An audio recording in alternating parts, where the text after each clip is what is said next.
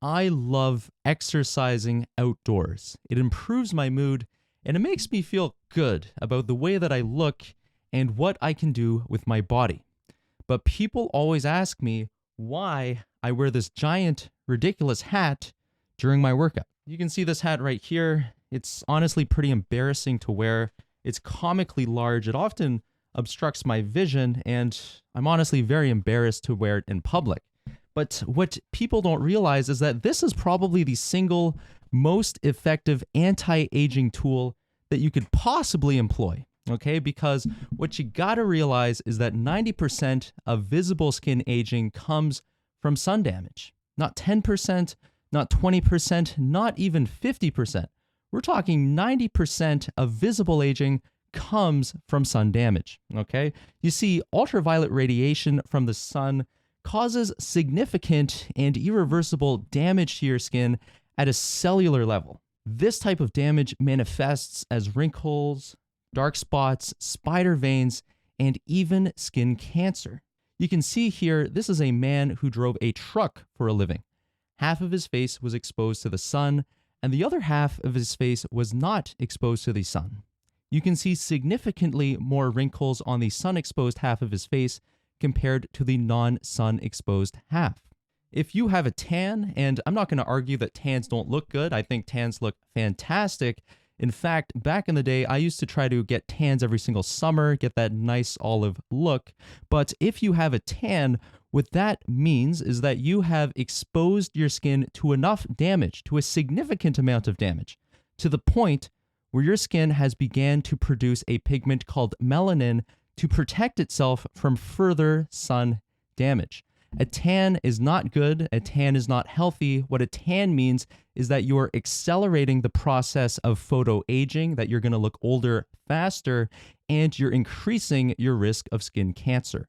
Protecting yourself from the sun is the single most effective anti-aging intervention that you could possibly employ when it comes to the health of your skin. Because like Benjamin Franklin once said, an ounce of protection is worth a pound of cure. And it's much easier to prevent photoaging and skin cancer from occurring than it is to try to fix these problems down the line. Because I don't know about you guys, but frankly, I'm just not very interested in having an expensive, invasive, and to be honest, probably not a very effective cosmetic procedure done down the line to try to reverse some of the damage that's caused by the sun and photoaging. In this video, I want to show you guys a couple different ways that I take to protect myself from the sun and to slow down the process of photoaging. The first thing I do is I try to not spend too much time outside during the times of 10 a.m. to 4 p.m. During these times, the sun is the highest in the sky and the UV rays are the most damaging. I also try and apply a broad spectrum SPF 30 to 60 chemical and non-comedogenic sunscreen. Now, this is a mouthful, but these specifications are important when it comes to choosing a sunscreen, so let me break them down for you now.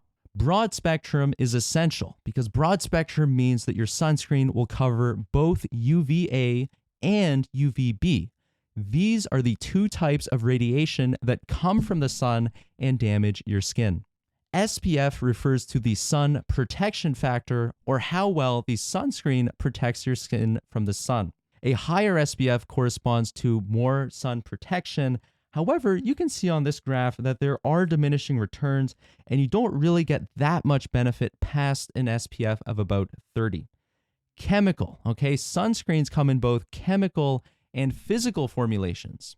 Chemical sunscreens absorb into your skin, and what they do is they absorb the ultraviolet radiation. On the other hand, physical sunscreens sit on top of your skin and reflect the ultraviolet radiation. I personally prefer chemical sunscreens because I find that they are more cosmetically pleasing, and I also find that they don't rub off as easy, which is important for me because I sweat a lot when I'm outside. However, I will admit that there is a small amount of chemical that does get into your bloodstream, and there are individuals who are concerned about the potential hormone blocking effect of some of these chemicals. If chemicals is something that concerns you, a physical sunscreen would be the best choice for you, okay?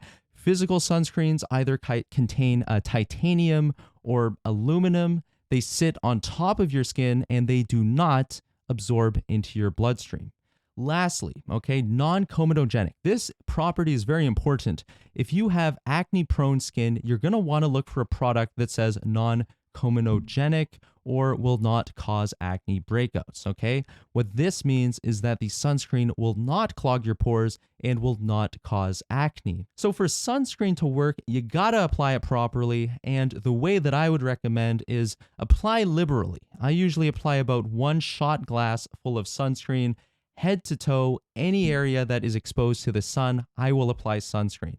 I'm going to wait 15 minutes after applying sunscreen before exposing myself to direct sunlight. The next thing I do is I wear a broad-brimmed hat, and I really only started doing this about 1 or 2 years ago because, to be honest, it's pretty embarrassing to be seen in public wearing such a large hat.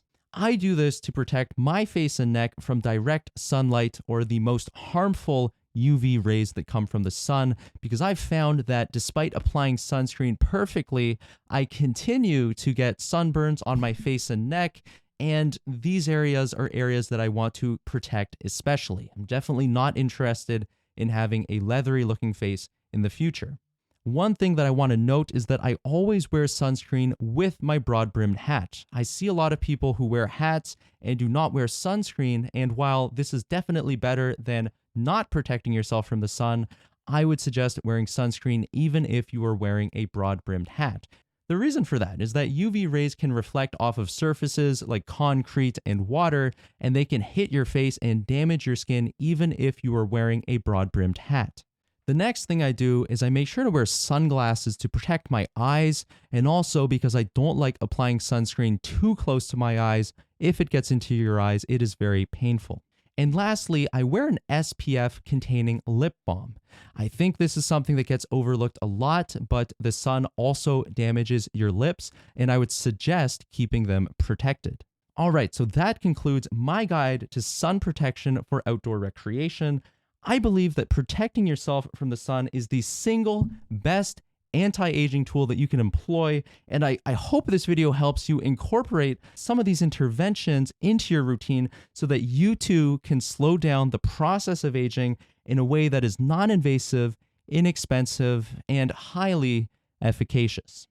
Thank you guys for watching. If you find this type of content valuable, feel free to like and subscribe. And if anything sounds wrong or uninformed, let me know in the comment section below. I'd love to hear your opinions. Thanks again for watching, and I'll see you in the next video.